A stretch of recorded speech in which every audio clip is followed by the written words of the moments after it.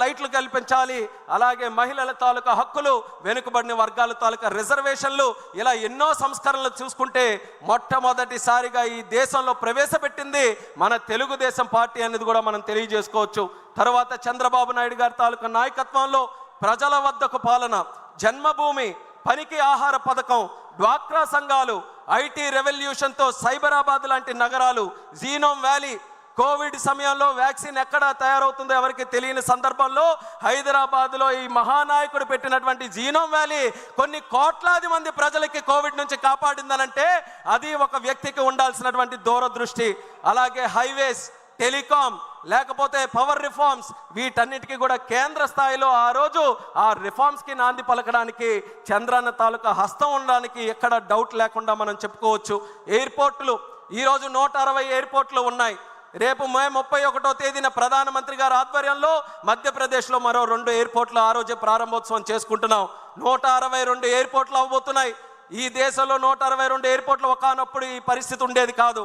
కానీ మొట్టమొదటిగా దేశంలో ఎయిర్పోర్ట్లు కూడా మనం నిర్మించాలి, పీపీపీ మోడల్లో ఒక పాలసీ తీసుకొని వచ్చి ఎయిర్పోర్ట్లు నడిపించాలన్నటువంటి మహానాయకుడు మన నారా చంద్రబాబు నాయుడు గారు అనేది గర్వంగా ఈ సందర్భంగా తెలియజేస్తున్నాను.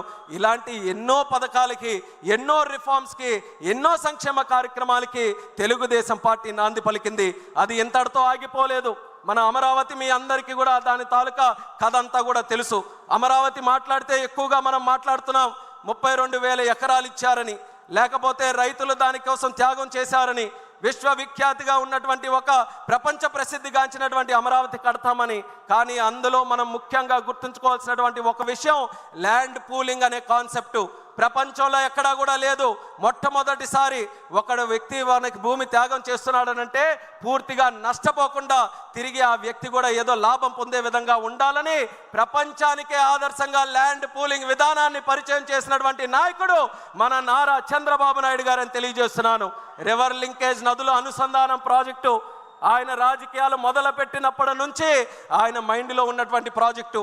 వాజ్పేయి గారితో ఎన్డీఏ ప్రభుత్వంలో ఉంటే ఎన్నో సందర్భాల్లో ఆయనతో చర్చించి నదులు అనుసంధానం, అక్కడ గంగా నది నుంచి మన కన్యాకుమారి వరకు ఉన్నటువంటి నదులన్నీ కూడా అనుసంధానం చేయాలని ఎన్నో సందర్భాల్లో కేంద్రానికి ఆ నివేదిక తీసుకొని వెళ్ళారు. అది క్రమేపీ కాలం మారుతున్న కొద్దీ మరుగున పడిపోతుంటే రివర్ లింకేజ్ ప్రాజెక్టులు మళ్ళీ మొన్న చంద్రబాబు నాయుడు గారు, మోదీ గారి తాలూకా ఆధ్వర్యంలో తీసుకొని వచ్చి మళ్ళీ అది పరుగులు పెట్టించే విధంగా రివర్ లింకేజ్ ప్రాజెక్టు కూడా ఈరోజు ఊపిరిపోసినటువంటి నాదుడు మన చంద్రబాబు నాయుడు గారని తెలియజేస్తున్నాను. పాపులేషన్ మేనేజ్మెంట్ ఏ ప్రభుత్వానికైనా, ఏ రాష్ట్రానికైనా గతంలో ఉండేది. జనాభా అంటే అది ఒక పెద్ద భారమని, అంత జనాభా చూసుకోవాలంటే ఎలాగని. కానీ ఆ ఆలోచన విధానంలో మార్పు తెచ్చాడు చంద్రన్న. జనాభా అంటే కేవలం భారం కాదు, అది ఒక యాసెట్ లాగా. మనకు డబ్బు ఎంత ఉంటే ఎంత బలంగా ఉంటామనుకుంటామో, ఎంత జనాభా ఉంటే అంత బలం ఈ రాష్ట్రంకి, జాతికి ఉంటుందనే ఆలోచనతో పాపులేషన్ మేనేజ్మెంట్ విధానానికి కూడా ఈరోజు మరొకసారి శ్రీకారం చుడుతున్నారు. P4 లాంటి ప్రోగ్రామ్స్, P3 ప్రోగ్రామ్ చూసాం, కానీ ఈరోజు P4 ప్రోగ్రామ్ కూడా చేస్తున్నారు. స్కిల్ సెన్సెస్, అలాగే క్వాంటమ్ వ్యాలీ, ఆర్టిఫిషియల్ ఇంటెలిజెన్స్ని, అలాగే న్యూ కంప్యూటింగ్ని, వీటన్నిటిని కూడా మన తెలుగు జాతికి నిత్య అనుసంధానంతో ముందుకు నడిపించాలని క్వాంటమ్ వ్యాలీ, క్రియేటివ్ ఎకానమీ. ఈరోజు ఈ పదాలు చెప్తే కొంతమంది సరిగ్గా అర్థం చేసుకోలేకపోవచ్చు, కానీ నేను చెప్తున్నాను, what CBN thinks today, India thinks tomorrow. Chandranna ఏ ఆలోచనలతో ఈరోజు ముందుకు నడుస్తాడో రేపు దేశం మొత్తం అదే ఆలోచనల వైపు వస్తారు. ఆ నమ్మకం నాకుందని కూడా ఈ సభాముఖంగా తెలియజేస్తున్నాను. రేపు మీ ఇంటిలో రివర్ లింకేజ్ గురించి, క్వాంటమ్ వ్యాలీ గురించి, స్కిల్ సెన్సెస్ గురించి, P4 గురించి ఒక 2-3 సంవత్సరాల్లో ప్రతి ఇంటిలో కూడా చర్చ జరిగేటటువంటి అంశాలు. ఈ అంశాలు, అటువంటి అంశాలకి జన్మనిచ్చినటువంటి పార్టీ మన తెలుగుదేశం పార్టీ అనేది కూడా ఈ సభాముఖంగా తెలియజేసుకుంటున్నాను. అలాగే అన్ని మాట్లాడుతున్నాం, కానీ తెలుగుదేశం పార్టీ అని అంటే మొట్టమొదటిగా గుర్తొచ్చేది మన పసుపు దళం, పసుపు సైనికులు, మన కార్యకర్తలు. ఈ కార్యకర్తల వల్లే 43 సంవత్సరాలుగా ఎన్ని సంక్షోభాలు వచ్చినా, ఎన్ని ఆటంకాలు వచ్చినా సరే 43 సంవత్సరాలుగా మన ప్రయాణం చెక్కు చెదరకుండా ముందుకు కొనసాగుతుంది. ఏ పార్టీ అయినా కార్యకర్తలకి మనం ఉండేటటువంటి అనుసంధానం ఉందా? ఒక్కసారి గమనించండి. మన రాష్ట్రంలో ఉండే పార్టీలు చూడండి, ఇతర రాష్ట్రాలు ఉండే పార్టీలు చూడండి. ఎందుకనంటే నాయకులు మారినట్టే కార్యకర్తలు కూడా వేరే పార్టీలో మారిపోతారు.